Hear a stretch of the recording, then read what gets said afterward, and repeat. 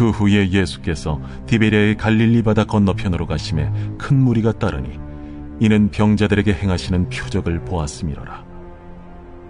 예수께서 산에 오르사 제자들과 함께 거기 앉으시니 마침 유대인의 명절인 유월절이 가까운지라. 예수께서 눈을 들어 큰 무리가 자기에게로 오는 것을 보시고 빌립에게 이르시되 우리가 어디서 떡을 사서 이 사람들을 먹이겠느냐. 이렇게 말씀하시면 친히 어떻게 하실지를 아시고 빌립을 시험하고자 하심이라. 각 사람으로 조금씩 받게 할지라도 200데나리온의 떡이 부족하리이다. 제자 중 하나 곧 시몬 베드로의 형제 안드레가 예수께 여짜오되 여기 한 아이가 있어 보리떡 5개와 물고기 2마리를 가지고 있나이다. 그러나 그것이 이 많은 사람에게 얼마나 되겠사옵나이까? 이 사람들로 앉게 하라 하시니 그곳에 잔디가 많은지라 사람들이 앉으니 수가 5,000명쯤 되더라. 예수께서 떡을 가져 축사하신 후에 앉아있는 자들에게 나눠주시고 물고기도 그렇게 그들의 원대로 주시니라. 그들이 배부른 후에 예수께서 제자들에게 이르시되 남은 조각을 거두고 버리는 것이 없게 하라. 이에 거두니 보리떡 5개로 먹고 남은 조각이 12바구니에 찼더라. 그 사람들이 예수께서 행하신 이 표적을 보고 말하되 이는 참으로 세상에 오실 그 선지자라. 그러므로 예수께서 그들이 와서 자기를 억지로 붙들어 임금으로 삼으려는 줄 아시고 다시 혼자 산으로 떠나가시니라. 안녕하십니까. 3월 2일 월요일 말씀 묵상 시작하겠습니다. 요한복음으로 다시 돌아왔습니다. 요한복음 6장 1절에서부터 15절까지 말씀 함께 읽었습니다. 신학자들 중에서 6장과 5장의 순서가 바뀌었다고 주장하는 사람들이 있기 때문에 잠깐 소개를 해드릴까 합니다. 서론과 주제 제시에 해당되는 1장부터 4장까지 이후에 원래는 6장이 먼저 와야 된다. 그리고 5장 그리고 7장 순서로 배열되어야 된다. 그런데 누군가가 의도적으로 바꿨다. 이렇게 주장하시는 분들이 있어요. 근데 은근 보면요, 나름대로 설득력이 있습니다. 왜 그러냐 하면 4장에서 예수님께서 유대를 떠나셔서 갈릴리로 가시는 중에 사마리아 여인 만나시고 다시 갈릴리 가나 가서 왕의 신하의 아들 고치시고 그런 일이 벌어지잖아요. 그 다음에 5장에서는 유대 예루살렘에 있었던 이야기가 나온단 말이죠. 예수님께서 갈릴리 가나 가신 이야기 해놓고 갑자기 유대 예루살렘 이야기가 나옵니다. 물론 5장 1절에 유대 예루살렘에 명절을 맞으셔서 가셨다라고 되어 있기는 합니다만은 아무래도 흐름이 안 맞다는 거죠. 6장에서는 갈릴리에서 있었던 일이 나오거든요. 그러니까 거기 갈릴리에 가셔서 오병이어 사건을 일으키시고 그 다음에 내려오셔서 유다 예루살렘에서 38년 된 병자를 고치시고 그 때문에 유대인들과 논쟁을 벌이시고 그리고 7장 1절에 보시면 그 후에 예수께서 갈릴리에 다니시고 유대에서 다니려 아니하심은 유대인들이 죽이려 함이로라 이런 기록이 있거든요. 그러니까 38년 된 병자를 고치신 이후에 갈등이 벌어지니까 유대인들이 죽이려고 하니까 안 다니신다. 그렇게 생각하면 아무래도 순서로 따지면 6장, 5장, 7, 8장 이렇게 가는 게 맞지 않느냐. 은근 설득력 있는 이야기입니다. 처음에 요한이 나름대로 초안을 작성하면서 이렇게 정리를 했다가 바꿨을지도 모르죠. 하지만 중요한 것은 요한이 어떤 의도를 가지고 이것을 쓰고 있느냐 아니겠습니까? 5장에서는 안식일을 배경으로 하잖아요. 그러면서 예수님은 창조의 하나님이신 거예요. 그리고 6장에서는 유월절을 배경으로 하고 있죠. 출애굽의 하나님, 곧 구원의 하나님. 그리고 7, 8장은 초막절을 배경으로 하고 있거든요. 초막절은 종말을 바라보는 절기입니다. 그래서 완성을 바라보는 거죠. 종말의 하나님, 완성의 하나님을 이야기하고 있다고 보면 좋습니다. 순서 자체가 또한 레위기의 절기 설명 순서와도 같거든요. 안식일 이야기 나오면 그 다음에 유월절, 그 다음에 초막절이니까 이런 식으로 설명을 하는 것이 맞다라고 생각하면 좋을 것 같습니다. 요한복음 6장은 예수님께서 이스라엘을 애굽에서 이끌어내셔서 광야에서 만나와 메추라기를 먹이시며 불기둥과 구름기둥으로 보호하시고 반석에서 나온 물을 먹이시며 결국은 가나안 땅까지 인도하신 그 하나님이시라고 주장을 해요. 근데 이 일은 갈릴리에서 있었던 일 아닙니까? 근데 갈릴리 사람들은 예수님을 모세 후계자 정도로 생각하고 있었습니다. 이 사람들은 그리스도를 바라보고는 있습니다. 그리스도를 원하고는 있어요. 하지만 그 그리스도란 자기들의 욕망을 실현해 줄 정치적 군사적 메시아지 자기네들이 하나님의 통치를 받고자 하지는 않았던 거죠. 1절부터 4절까지 보시면요. 이 이야기가 출애굽의 이스라엘을 배경으로 하고 있구나. 상징적으로 그 이야기를 하고 있구나 하는 것을 알 수 있을 만한 장치들이 제시되고 있거든요. 우선 6월절이죠. 이스라엘이 애굽에서 나온 것을 기념하는 날이 6월절 아닙니까?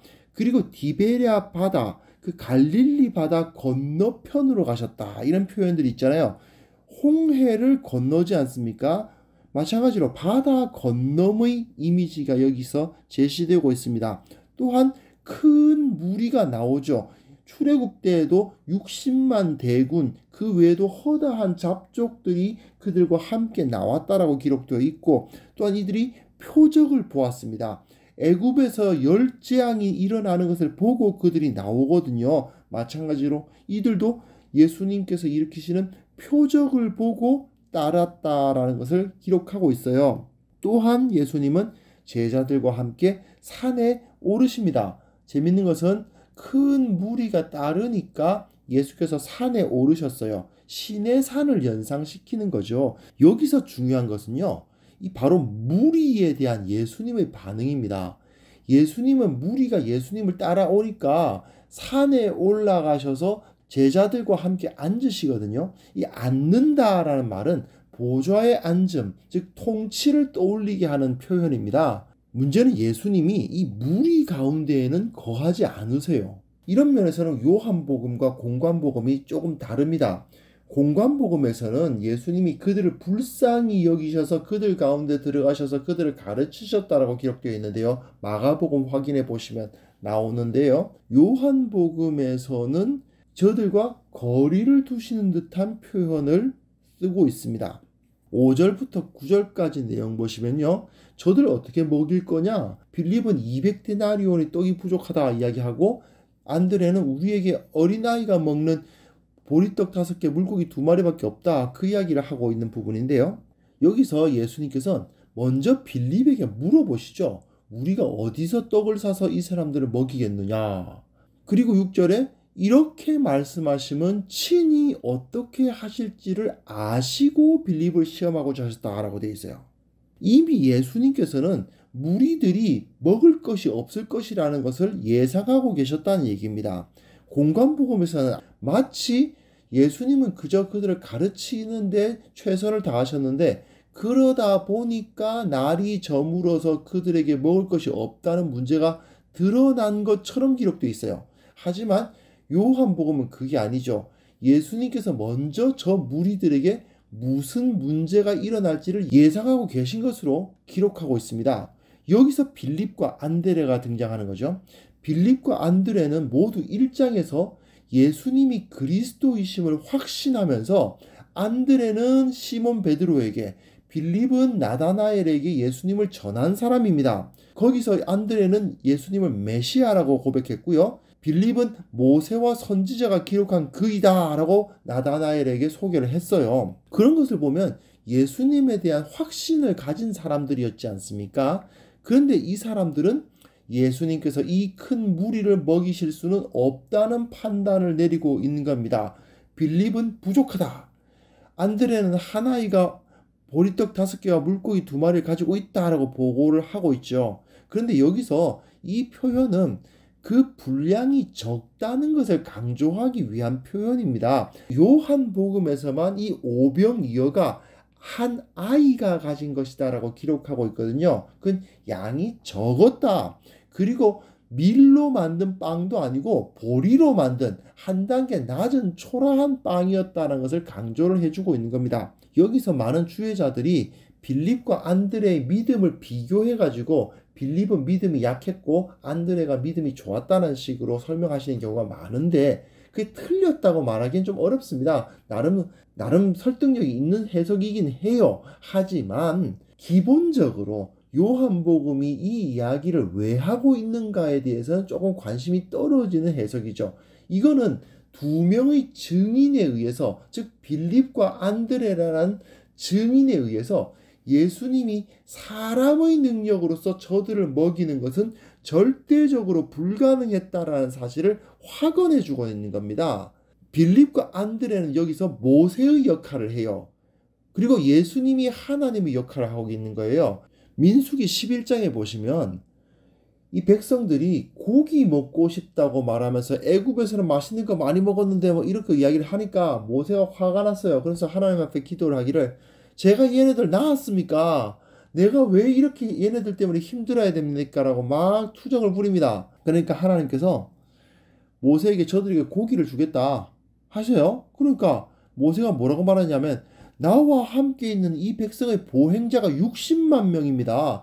주의 말씀이 한 달 동안 고기를 주어 먹겠다 하시는데 그들을 위하여 양떼와 소떼를 잡은들 조카오며 바다의 고기를 모은들 조카오리까, 이런 이야기를 하거든요. 어떻게 그걸 다 먹입니까? 이야기해죠. 빌립과 안드레가 이야기하고 있는 그 말과 굉장히 비슷하죠. 바로 모세의 어조를 지금 빌립과 안드레에게 주고 있는 겁니다.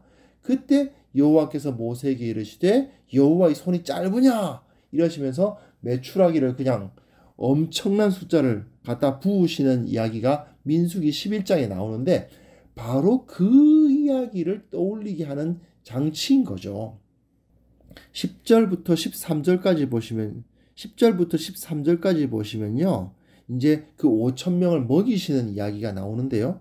여기서 상당히 중요한 것이 요한복음은요, 의도적으로 예수님이 모세가 아니라 하나님이시다라는 것을 강조해요. 모세의 후계자로서 그 일을 하시는 것이 아니다. 왜냐하면 만나와 메추라기를 주신 분은 하나님이시지 모세가 아니잖아요. 그러니까 여기서 예수님이 나누어 주십니다. 11절에 예수께서 떡을 가져 축사하신 후에 앉아있는 자들에게 나누어 주셨다라고 되어 있어요. 공관복음에서는요, 예수님께서 제자들에게 주어서 제자들로 하여금 나눠주게 하셨습니다. 그런데 요한복음에서는 그런 표현을 쓰고 있지 않아요. 나눠주는 것은 예수님이시고 거두는 게 제자들입니다. 그 남은 조각을 거두어서 12바구니에 채우는 사람이 제자들이고 그들에게 먹을 것을 주는 분은 예수님이시다라는 것이 상당히 중요해요. 예수님은 5,000명의 사람들을 잔디에, 즉 푸른 풀밭에 앉게 하셨다고 되어 있는데, 사실 앉게 하셨다는 게 아니고 비스듬히 눕게 하신 겁니다. 유대인들이 당시에 가장 편안하게 식사하는 장세가 뭐냐면 왼쪽으로 비스듬히 눕는 거거든요. 유월절 식사할 때 그런 식으로 자세를 가지고 먹었는데 바로 그 자세를 취하게 하시고 빵과 물고기를 나눠주셨습니다. 그런데 그 남은 조각이 12바구니에 찼다는 게 매우 중요하죠. 5는 율법 또는 하나님의 말씀을 상징합니다. 2는 증거, 증인을 상징하는 숫자예요. 그래서 빌립과 안드레 2명인 거예요. 그리고 12이라는 것은 이스라엘 12지파 이스라엘을 상징하는 숫자입니다. 이건 요한계시록에서도 자주 나오는 상징 숫자죠. 여하튼 이런 식으로 상징 숫자를 사용해서 5,000명의 사람들이 5개의 빵과 2개의 물고기를 먹고 그 남은 것이 12이 되었다라는 이야기죠. 5,000명, 즉 하나님의 말씀을 들은 사람들이 말씀과 증거, 5가 말씀이고 2가 증거니까 말씀과 증거를 먹게 하셔서 그들로 하여금 하나님의 백성이 되게 하셨다. 하나님의 백성을 그들 가운데에서 모으시는 겁니다. 여기서 공관복음과 조금 차이가 있는데요. 공관복음에서는 예수님께 이 떡을 먹은 사람들은 그 5,000명은 이스라엘을 상징하는 것으로 되어 있습니다. 하지만요, 요한복음에서는 그 중에서 이스라엘이 모여온다라는 사실을 굉장히 강조합니다. 예수님께 나와서 그 떡을 받아 먹었다고 해서 예수님의 음성을 들었다고 해서 예수님의 표적을 보고 예수님의 혜택을 입었다고 해서 다 이스라엘이 되는 게 아니라는 겁니다. 그 중에서 이스라엘이 모아진다는 거예요. 이건 6장 끝에 나타납니다. 그 주제가 나타나요. 6장 마지막에 보시면요. 이 사람들 다 떠나고 남은 것은 12제자밖에 없었다라고 기록하고 있어요. 즉, 이 수많은 무리들이 다 예수님으로부터 떡을 먹었고 다 그 은혜를 입었지만 그 가운데 생명의 말씀이 여기 계심에 우리가 어디로 가니까 한 베드로를 비롯한 그 12제자 외에는 하나도 남지 않고 다 떠났다라는 것을 보여줍니다. 이것은 바로 당시 초대교회, 특별히 유대인으로서 예수님을 따랐던 초대교회가 본 유대교의 현실이죠. 같은 유대인들이었고 예수님을 보았고 예수님의 표적을 다 보았음에도 불구하고 결국 예수님을 신실하게 섬기는 남은 자들은 소수였고 나머지는 다 떠나는 모습을 요한복음의 독자들은 봤거든요. 바로 그 사실이 여기서도 드러나고 있는 겁니다. 그리고 14절 15절 보시면 사람들이 예수님을 그 모세의 후계자가 되는 선지자라고 생각하면서 예수님을 왕으로 삼으려고 하는데 예수님은 그들을 떠나서 다시 산으로 가십니다. 유대인들은 예수님을 모세와도 같은 그 선지자, 신명기 18장 15절에 예언이 되어 있거든요. 그 선지자로 인식을 하고 예수님을 왕으로 삼으려고 합니다. 왕으로 삼는다는 것은 뭘까요? 앞서 나가서 전쟁을 이끌 자를 바라보는 거예요. 자기들이 원하는 그리스도, 자기들이 원하는 왕은 뭡니까? 결국 저 로마인들을 쫓아내주고 우리를 정치적으로 독립해서 잘 살게, 잘 먹고 살도록 해주는 자, 그게 왕이거든요. 그러다 보니 예수님께서는 이들을 떠나서 산으로 올라가시는 모습을 보이십니다. 이 유대인들은 하나님의 영광, 예수 그리스도를 통해서 하나님의 영광을 봤어요. 하지만 그 영광을 오해한 거죠. 당시 유대인들이 바랐던 이스라엘은 결국 정치적으로 독립해서 자급자족이 이루어지는 나라였어요. 하지만 예수님께서 이 땅에 임하게 하신 하나님의 나라는 그런 것이 아니지 않습니까? 결국 여기서 저들이 떠나가게 되는 이유가 된 거죠. 자, 요한복음은 당시 유대교가 하나님의 말씀을 듣고 은혜를 누렸음에도 불구하고 하나님을 자기 욕심 채워주는 분 정도로 생각하면서 세속적 욕망을 채우기 위해서 메시아를 기다렸다. 그렇기 때문에 버려졌다라고 고발하고 있거든요.